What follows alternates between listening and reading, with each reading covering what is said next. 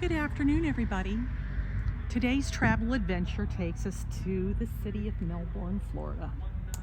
I am in an area called the Booker T. Washington neighborhood. And today, yet another local cemetery. So this is a cemetery called the Eau Gallie Cemetery. Let's go take a look and see what this one is all about. This is a medium-sized cemetery. Now there's nobody famous here, however. This is definitely one of those cemeteries you don't want to visit at night because it is reputed to be haunted.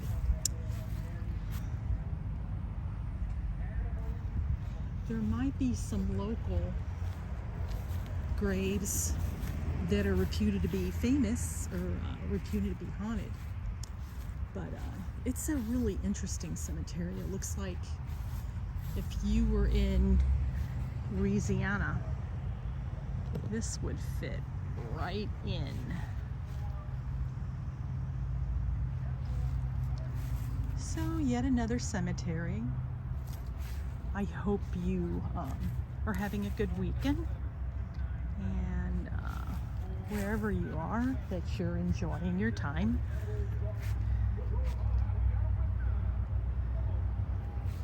Soon Thanksgiving will be upon us, and everybody will have plans to be with loved ones.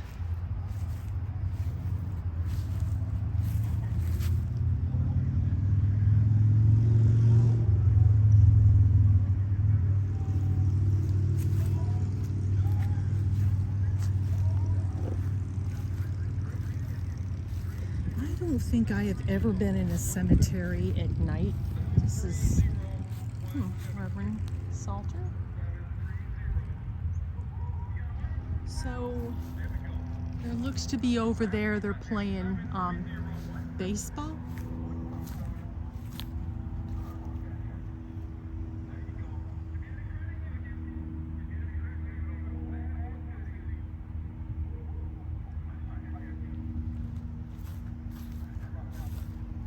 This is definitely an older marker because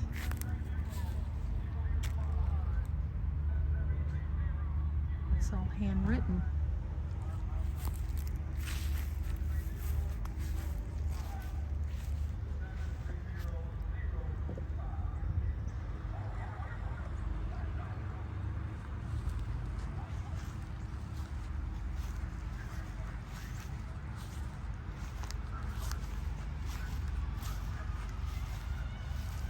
Now this grave is reputed to be haunted from what I'm hearing, from what I read.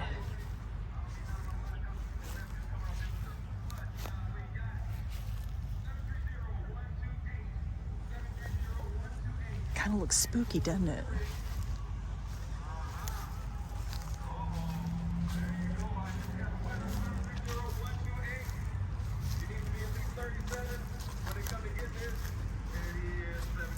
These look to be some older markers. Look at that. 1849 to 1910. Can you just imagine the life he lived?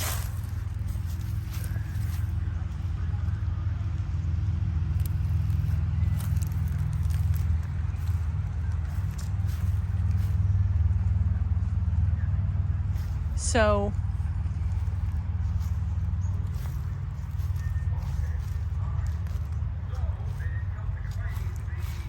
I'm trying to see what the layout of the cemetery is. It says there's older portions of it, and it looks like it's not what you'd call a neglected cemetery, but to a degree it is. Normally around this time of year, you really don't need to worry about mowing lawns. But still, you know,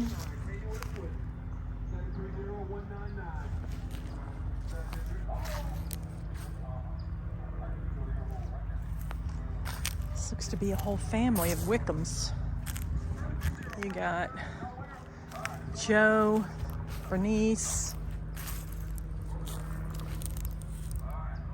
and then Phyllis and James, and you got Evelyn. I have no idea how they're all related to one another.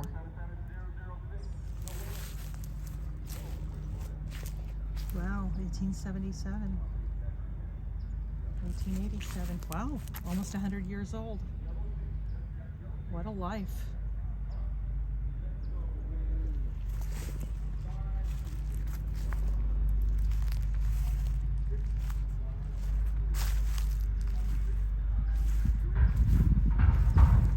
The road, as you can see, doesn't look like it's really been maintained all that great.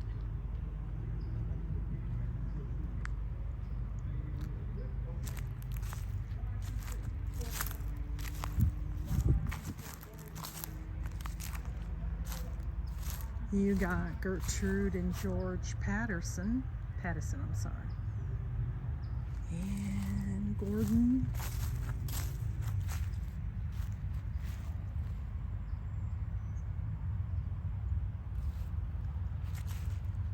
What do you think of this cemetery? What if somebody offered you a ton of money to spend the night? How many of you would be brave enough to do that? Oh, no.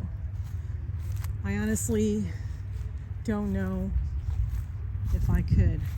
So, do you remember when I talked to you about in previous vlogs about back in the day where they used to have some type of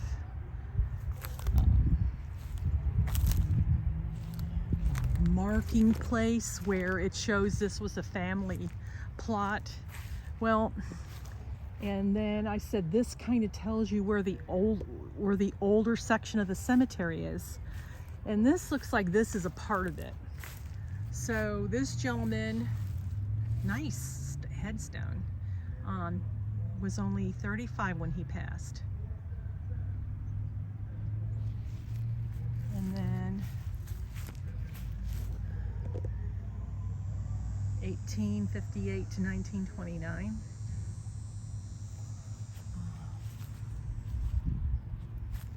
So this looks like this is the older part of the cemetery.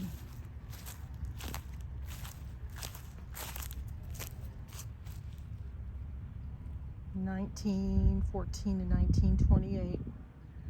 Sadie Hopkins.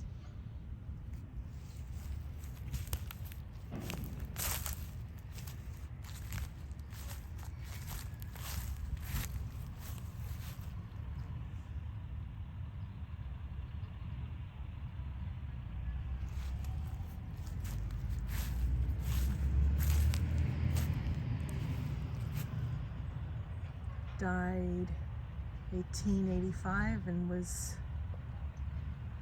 born 1878.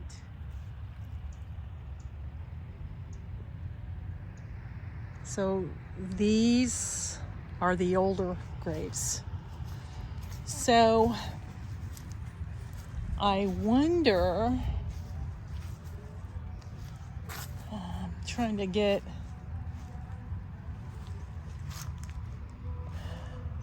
Women of the World Memorial. John P. McMillan. He gave his life for his country. So 1918. So that tells me that he is a war veteran, Civil War. So enlisted 39th Squadron Aviation. He was with Signal Corps. So this mark here, you don't know who it is.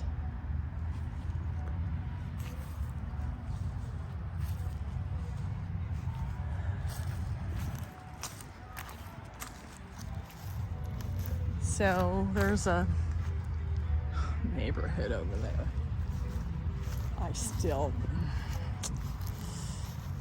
So Bethel, he 1848 to 1902, and Bell 1859 to 1939. And though this is the son of those are the parents, and 1874,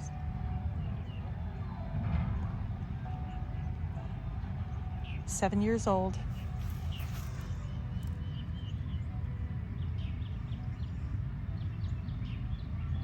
And then this is Bethel Stewart.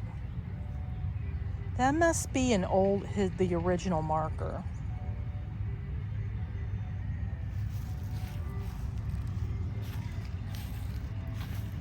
Teddy, so this is another son, 1879 to 1894.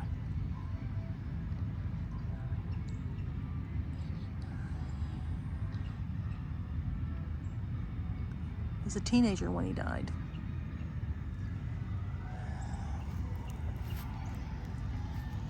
And so this is another Isabel, 19 years old, so that was another relative. And then another one is Samuel Stewart. Now I don't know who they are, but he lived from 1884 to 1960. And then this looks to be another relative, so this must be some type of family, because this is Annie and Reed Stewart, so they've got to be relatives of these graves here. And then you've got a Margaret Stewart.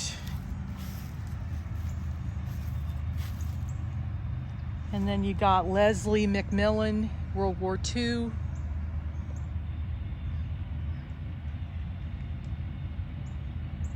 And then you got a James Stewart over there. You got another Stewart here.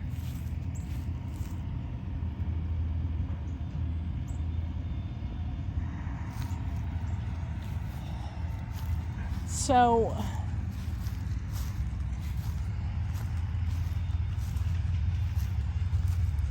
this says Stewart. So, and it's some type of gate. I'm not going through that gate. I get the willies. So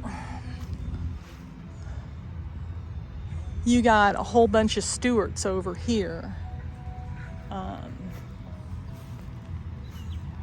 And they're all king right here.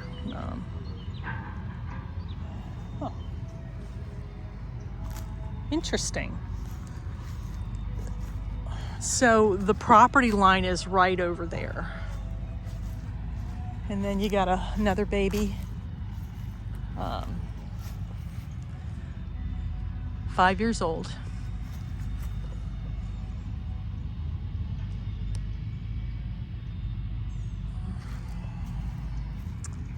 It's always sad.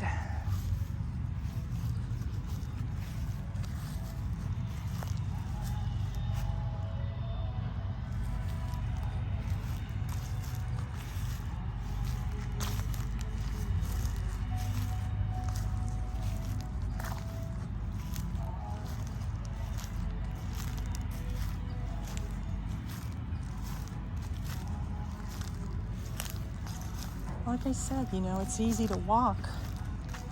And it looks like there's a lot of downed trees from wind damage sustained. I don't know if it's from tropical storm or subtropical storm Nicole, or if this came from the last hurricane, which was in September or October.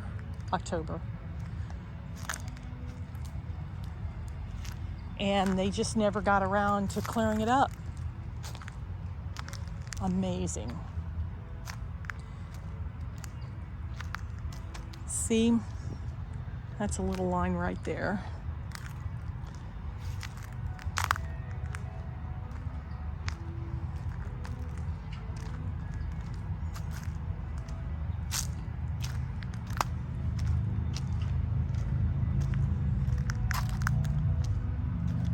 it looks like, if you Google this cemetery's name, you'll come up with some whole bunch of stories about people that ghost hunt and will see that they see ghosts at night. I'm not sure what anyone's thoughts are on that, but when you do stuff like that, when you ghost hunt, what these people, they do it for clicks, likes, not on the scale that I do it, but you have to be careful. It's like playing with a Ouija board. You know, you open a portal and you can have them, they can become attached to you. Oh yeah, does such a thing exist? Yes. Have I seen it firsthand? Yes, I have. I was 13 years old and went up to see my mother's boyfriend's relatives in Pennsylvania. And so we played with a Ouija board, and I even had another school friend that played with a Ouija board, and it was just the freaky stuff that happened. You know, it just scared the crap out of me. This is Walters. God willing, I will be there. And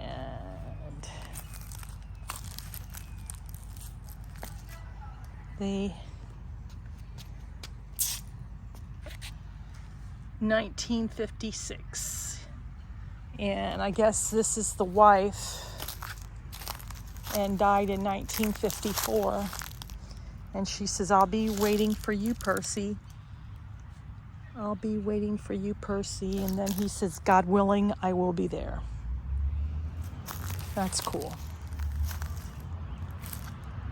So, and that's Zach Baggins. Zach Baggins, I'm not sure if any of you know who Zach Baggins is. Zach Baggins is somebody that has like some type of ghost hunting TV series on the Travel Channel.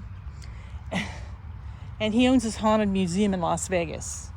And you have to if you go to it, you know, you have to sign a waiver, you know, you got to make sure you don't have heart problems. But it's just some really, you know, all the haunted crap he's got there. It sounds interesting and intriguing, but no, I wouldn't go. It's not worth it, because the problems that you can bring home.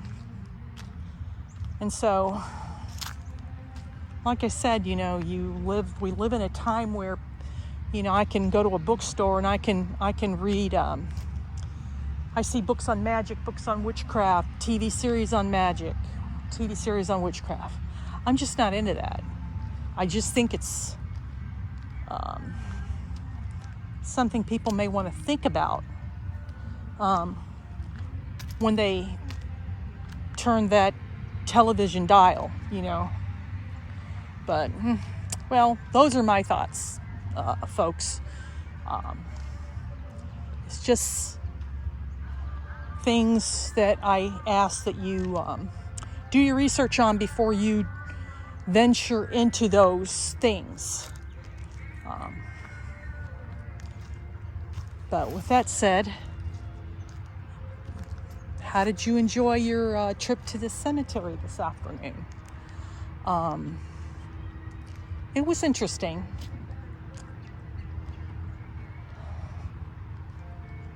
So I'm going to end today's video here.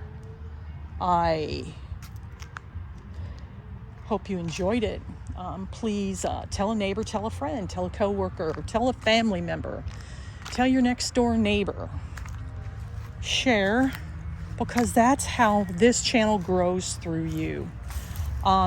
There's only so much I can do. I'm kind of growing, but it's going to take a while, folks, and I need your help. Please.